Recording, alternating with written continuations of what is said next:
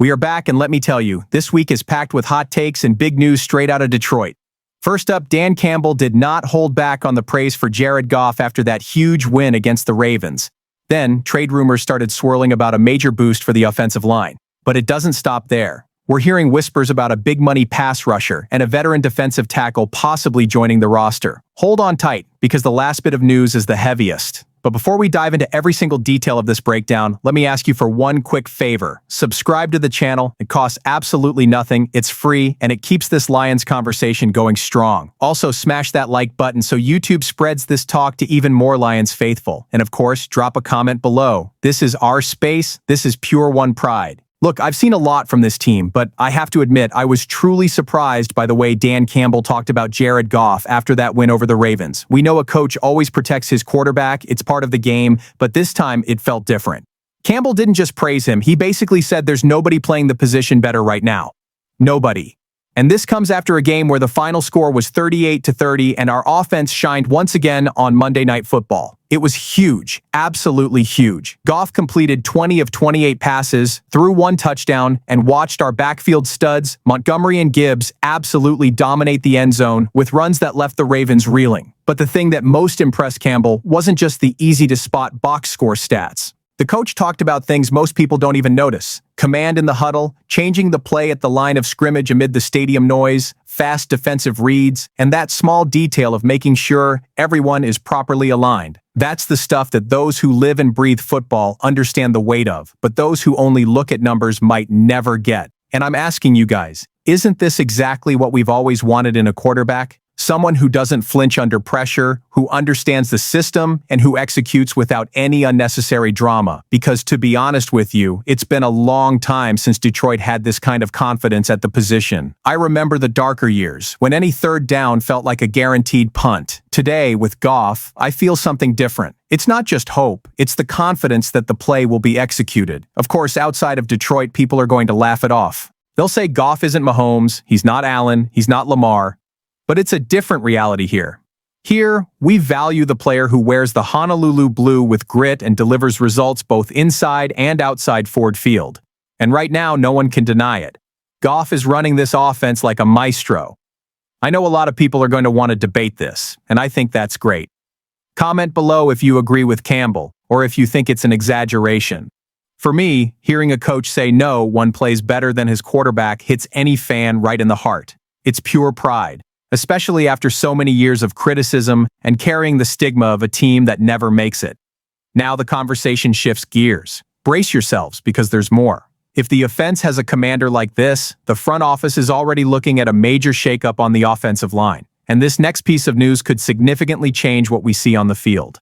If there's one thing that has always defined the Lions over the last few years, it's been the strength of the offensive line. We used to rule the front, dominate the trenches, and pave the way for everything else to work. But 2025 started by messing with that certainty, right?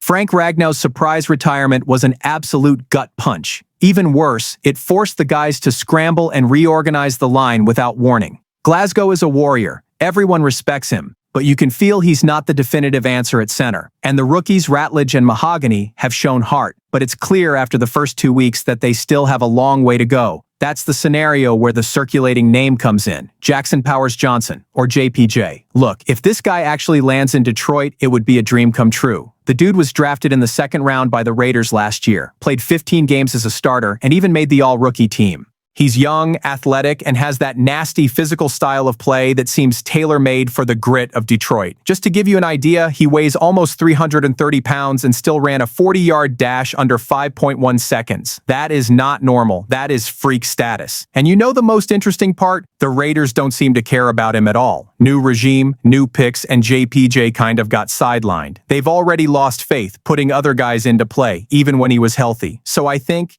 if they don't want him, we want him, because here, we need exactly someone with that profile. A center who knows how to organize protection, who gives Goff time to work, and who can still push a nose tackle backward. That is gold. To be honest with you, if this trade happens for a fourth-round pick that could become a third, I'd sign on the dotted line right now. Cheap, young, with a sky-high ceiling, and ready to solve one of the biggest headaches on our roster. And that's not all. He also has that curious detail. At Oregon, the guy even played on the defensive line occasionally, and he did it with an aggressive spirit, always attacking first, playing until the whistle. Anyone who follows the Lions knows that fits our identity perfectly. So tell me, wouldn't it be perfect to see this guy in the Honolulu Blue? I can almost picture the whole Ford Field roaring when the offensive line creates space with him in the middle. And with how much Goff relies on clean protection, there's no smarter investment than this. Now, if this offensive line move already seems big, just imagine when we talk about a big money reinforcement for the defense. Yes, the gap at the edge rusher position could bring a huge name to Detroit. Stay tuned because this next news piece is only getting hotter.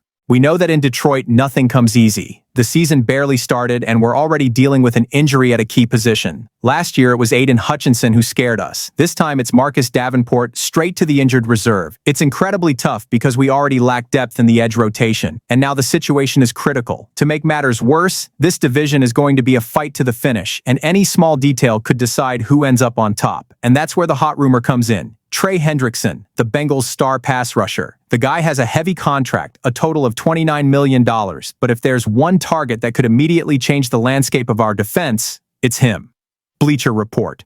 Put the Lions down as one of the most likely destinations if a trade actually happens. Just think, Hutchinson on one side and Hendrickson on the other. Oh, wait, I get chills just imagining it. It would be a terror for QBs across the entire league. Of course, the conversation isn't cheap. They say Cincinnati wants a 2026 first-round pick plus a young player in exchange. Steep, no denying it. But the situation over there has changed. Joe Burrow is out for 3 months, practically sinking their chances of competing for anything this year. If they're not going to contend, it makes sense to let a star go and prepare for the future. And that's where Detroit could step in with a more reasonable offer, something that's still strong but doesn't completely mortgage the future. To be honest with you, I have my doubts about whether it's worth paying that high price, but I also think about the immediate impact. The Lions currently have an offense that can go head-to-head with anyone. What could sink us are the holes on defense, especially the pass rush. So it's a matter of philosophy. Do you risk it and go all in now, or hold your pieces and bet that the current foundation is enough? I know the fans are going to be divided on this. Some will want total aggression, others will say it's not worth sacrificing the future. But seriously, who wouldn't want to see Hendrickson wearing the Honolulu Blue, putting fear into the QBs of Green Bay and Chicago inside Ford Field? That gets to your core. And more, this potential move creates massive anticipation. Because if the front office is willing to evaluate a deal of this magnitude, it's clear they believe the team is a contender right now, not 3 years from now. And that, my friends, is a sign of a mentality shift. But hold on, because if that negotiation is still uncertain, the next piece of news brings something more concrete, more immediate. A veteran was in Detroit this week for direct talks. And that's who we're going to talk about now. Look, as if losing Davenport wasn't enough, our defensive line is starting to look like a hospital wing. Aleem McNeil is still out, Levi Onwuzurike is also done for the year, and Pascal has disappeared with an injury that hasn't even been properly explained. We beat the Ravens, it's true, and we even got Lamar Jackson to the ground 7 times. It was beautiful to watch. I almost jumped off the couch on that 4th down. But the reality is, we can't sustain that on pure grit alone. We need new bodies in this rotation. And that's where Quinton Jefferson comes in, a 32-year-old veteran who has been all over the league. The guy isn't a star, he's never been a franchise-changing player, but he brings a wealth of experience. He's been with the Bills, Seahawks, Raiders, Browns, he's seen it all.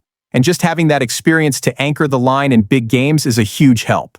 He visited Detroit this week, had an official meeting, and it's on the front office's table whether to fit him onto the roster. To be honest with you, I like this idea. Jefferson doesn't need to be a starter. He doesn't need to play 70 snaps per game. He just needs to rotate, anchor the middle, eat up space, and allow Hutchinson and company to keep wreaking havoc without getting gassed. In 9 seasons, he's racked up over 250 pressures and 28 sacks. That's not a small feat. Last year, even limited to 12 games, he still managed 14 pressures and 2 sacks. That's the kind of number that doesn't make the front page of the paper, but makes a difference when you need a reliable rotation. And let's be real, if we're truly dreaming big this year, we can't leave the roster this exposed. The season is long, tough, and the division rivals are all looking to take a bite. The Packers just fell to the Browns, but you can't trust they'll stumble forever. The Bears and Vikings, as messy as they seem, always step up when they play us. In other words, we need to be ready. Just imagine, Sunday against the Browns, we could already have Jefferson taking some snaps, helping to close the pocket, giving that much-needed breather to the rotation.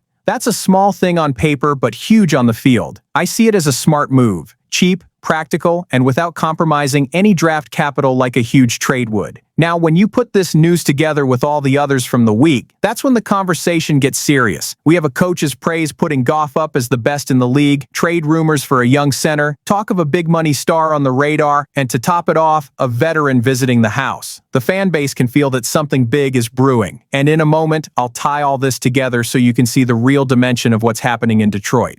When you put all this together, you can feel that the moment in Detroit is different. A coach calling his quarterback the best in the league, rumors of a young offensive line reinforcement, the possibility of a big-money pass rusher, and even a veteran knocking on the door to wear the Honolulu Blue. This team is showing that it no longer accepts living off promises. It's boldness, it's confidence, it's pure one pride. Comment below, this space belongs to everyone who carries the spirit of Detroit. And catch us in the next video, because this team always gives us something to talk about.